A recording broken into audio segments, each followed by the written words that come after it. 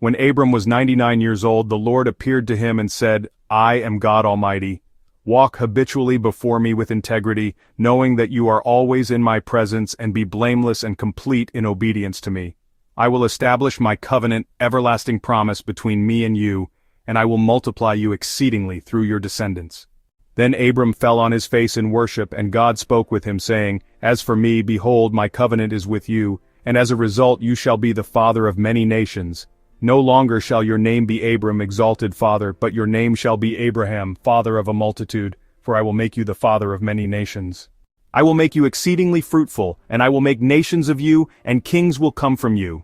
I will establish my covenant between me and you and your descendants after you throughout their generations for an everlasting covenant, to be God to you and to your descendants after you. I will give to you and to your descendants after you the land in which you are a stranger, moving from place to place, all the land of Canaan, as an everlasting possession of property, and I will be their God."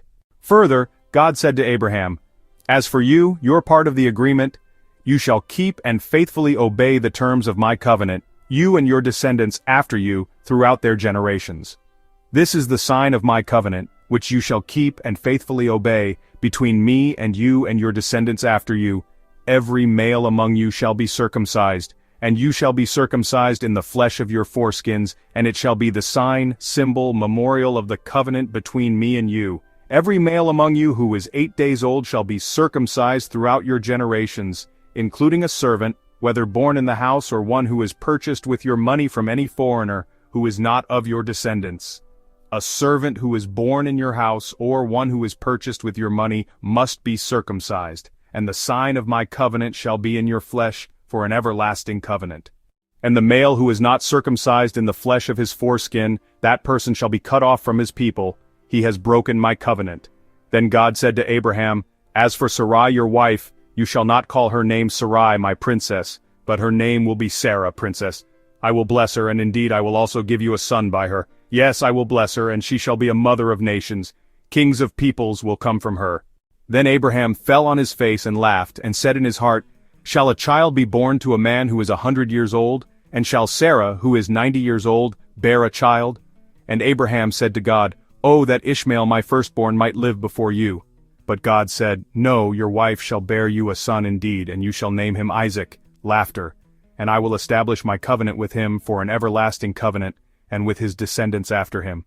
As for Ishmael, I have heard and listened to you. Behold, I will bless him, and will make him fruitful, and will greatly multiply him through his descendants. He will be the father of 12 princes, chieftains, sheiks, and I will make him a great nation. But my covenant, my promise, my solemn pledge, I will establish with Isaac, whom Sarah will bear to you at this time next year."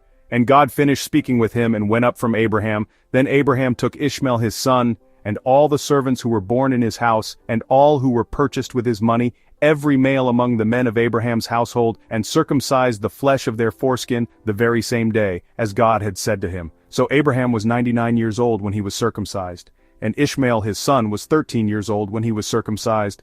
On the very same day, Abraham was circumcised as well as Ishmael his son.